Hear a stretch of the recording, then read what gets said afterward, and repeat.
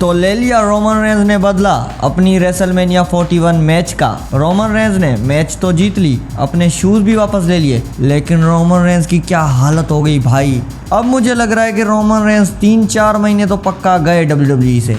और भाई पता था, मुझे पहले ही पता था ब्रॉन ब्रेकर और ब्रॉनसन रीड को बैन करने का रीज़न यही है कि सेथ रॉलिंस के फिक्शन में चौथा मेंबर भी ऐड होने वाला है। मतलब ये तो मुझे कंफर्म था, लेकिन ये कंफर्म नहीं था कि वो मेंबर बेकी लिंच होने वाली है। तो क्लैश इन पेरिस में बहुत कुछ हुआ, मुझे आपसे बहुत सारी बातें करनी है, तो जल्दी से करते हैं वीडियो को स्टार्ट। क्लैश इन पेरिस का किक ऑफ होता है Roman Reigns versus Bronson read के साथ, और समर स्लैम के बाद तो ये एक्सपेक्टेड है ही कि रोमन रेंज को भाई मैच देनी है तो पहले ही देनी है। और क्राउड की तरफ से रोमन रेंज को क्या चैंट आ रहे थे, रोमन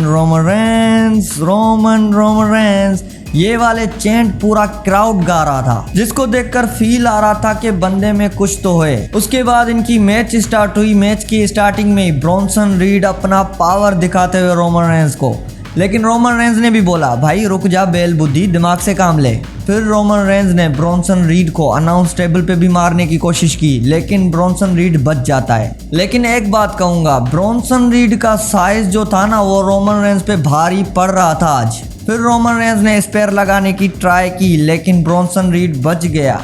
उसके बाद ब्रॉनसन रीड ने भी सुनामी मारने की ट्राई की, लेकिन रोमन रेंज तो रोमन रेंज है, वो बच जाते हैं। रोमन रेंज जब सेकंड स्पेयर मारने की कोशिश कर रहे थे तब रीड ने क्या काउंटर दिया है भाई। मतलब ऐसा करते हुए सिर्फ सेथ रॉलिंस को देखा है कि कैसे स्पेयर से पेडिग्री में कन्वर्ट करते हुए देखा है। फिर एंड में रोमन रेंज ने टॉप रोप से समोआ ड्रॉप लगाया, उसके बाद स्पेयर लगा के इस मैच को विन कर जाते हैं। लेकिन रोमन रेंज का रेसलमेनिया 41 वाला बदला रहा हुआ था पॉल हेमन से। रोमन रेंज ने वो बदला भी लिया गिनती मार के, और साथ साथ अपने शूज भी वापस ले लिए। फिर जब अपने शूज वापस लेकर वो क्राउड को देने जा रहा था तब आ गया ब्रॉन ब्रेकर, रोमन को एक नहीं दो स्पेयर मारे। उसके बाद ब्रॉनसन रीड भी रोमन पे चढ़ गया, मतलब उसने भी 2 सुनामीज मार दी। जे उसो तो आया, लेकिन जे उसो को भी एक स्पेयर लगा और वो खत्म। फिर रोमन रेंज को स्ट्रेचर पे लेके जा रहे थे तब ब्रॉनसन रीड ने 3rd सुनामी मार दिया। मतलब क्या हालत हुई है रोमन रेंज की आज। मतलब आज जो रोमन रेंज की हालत देखकर यही लग रहा था कि वो 1-2 महीना और गुम हो जाएंगे WWE से। आप क्या कहते हो कमेंट में बताओ। और मैं प्रेडिक्शन वीडियो में पहले ही बता चुका था कि रोमन रेंज मैच को विन भी करेंगे और अपने शूज भी वापस ले लेंगे, तो वो हो गया।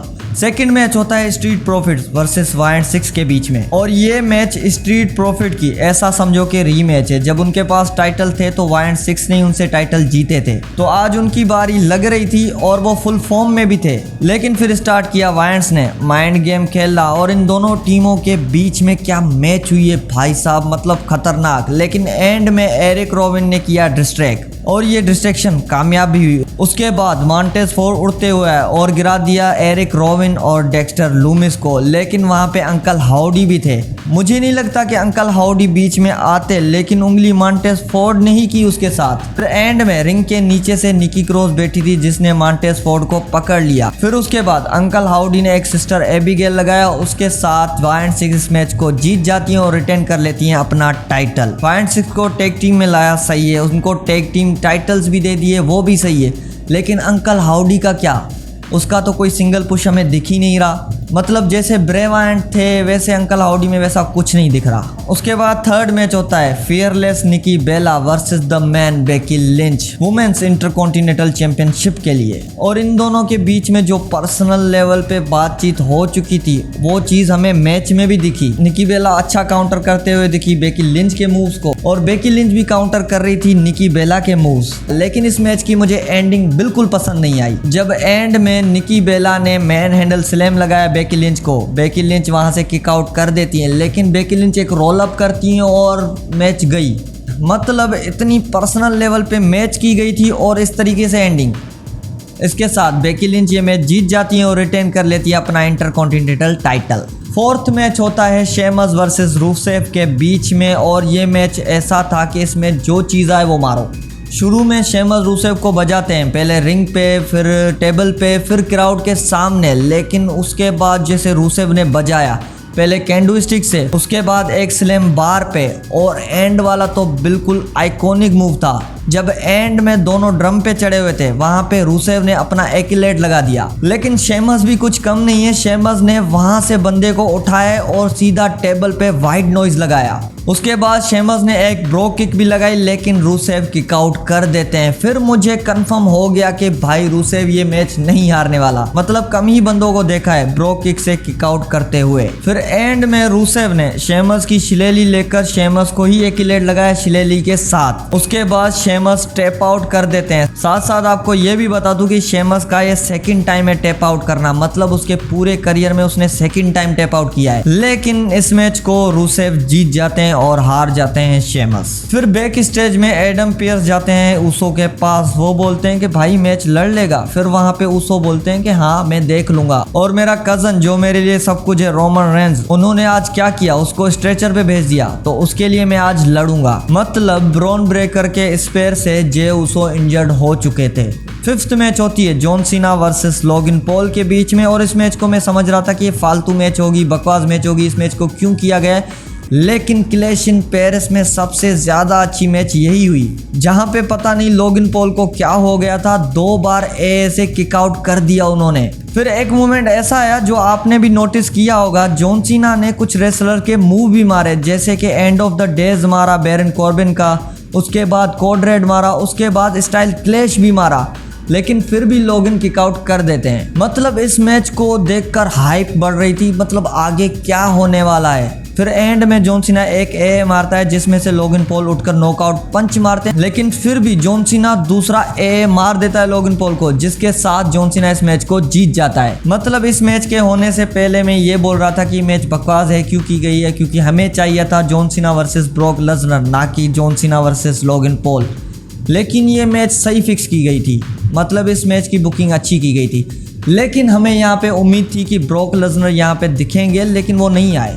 मतलब एक बार जॉन सीना को फोड़कर भाग गए। चलो फिर भी हमें ब्रॉक लेसनर का वेट होगा ही, और लास्ट में जॉन सीना की ब्रॉक लेसनर से ही होने वाली है। फिर हमारा क्लैश इन पेरिस का फाइनल मेन इवेंट मैच होता है, जो कि होता है J Uso versus LA Knight versus CM Punk versus Seth Freakin Rollins. Bronson Reed और ब्रॉन ब्रेकर बैन थे इस मैच से, और मैच को देखकर यही लग रहा था कि सेथ रोलेंस तो गया, मतलब तीनों सेथ रोलेंस को मिलके मारेंगे, लेकिन नहीं। स्टार्टिंग में इन्होंने कोशिश की, लेकिन सीएम पंक ने अपना लास्ट वीक वाला बदला ले लिया। फिर मैच के बीच में ये तीनों टीम अप करते हुए भी दिखे, और टीम अप करके सेथ रोलेंस को क्या धोते हैं। फिर एंड में टेबल मारने की सेथ रोलेंस को कोशिश की, लेकिन जे ऊसो की वजह से सेथ रोलेंस वहां पे बच जाता है। फिर इन चारों के बीच में जो पंगा हुआ, एक दूसरे को मतलब मार दिया था इन्होंने। लेकिन इस मैच में सबसे बड़ा सवाल ये था कि ब्रॉन्सन रीड और ब्रॉन ब्रेकर बैन थे, पॉल हेमन भी नहीं था, तो सेथ रोलेंस की मदद करेगा कौन। मतलब मुझे कंफर्म था कि सेथ रोलेंस के फिक्शन का चौथा बंदा मतलब आने ही वाला है। फिर एंड में वही हुआ जहां पे एलए नाइट टेबल पे पड़े थे और जे ऊसो रिंग के बाहर, और रिंग के अंदर थे सीएम पंक। सेथ रोलेंस ने एक स्टैम्प जे ऊसो को मारा और एक एलए नाइट को। फिर चढ़ गए रिंग में और सीएम पंक का करियर खत्म करने की कोशिश की, लेकिन सीएम पंक उठकर सेथ रोलेंस को एक जीटीएस मारते हैं। फिर दूसरा जीटीएस मारने की कोशिश कर रहे थे, तभी वहां पे आ गई मैन बेकी लिंच। और इस मैच का पूरा शॉकिंग मोमेंट यही था कि बेकी लिंच ने सेथ रोलेंस का फिक्शन ज्वाइन कर लिया। बेकी लिंच ने सीएम पंक को एक लो ब्लो मारा, उसके बाद एक स्टैम्प से सेथ रोलेंस मैच को जीत जाते हैं और रिटेन कर लेते हैं अपना टाइटल। मतलब अब स्टोरी लाइन मजा देगी। सेथ रोलेंस के फिक्शन में एक वुमेन भी ऐड हो चुकी है। अब बस देखना यह है कि सीएम पंक के साइड में कौन सी वुमेन होने वाली है। आपको क्या लगता है, सीएम पंक के साइड में कौन सी वुमेन आने वाली है? कमेंट में बताओ। और इस इवेंट का सबसे ज्यादा हाईलाइटेड मोमेंट कौन सा था, वो भी कमेंट कर देना।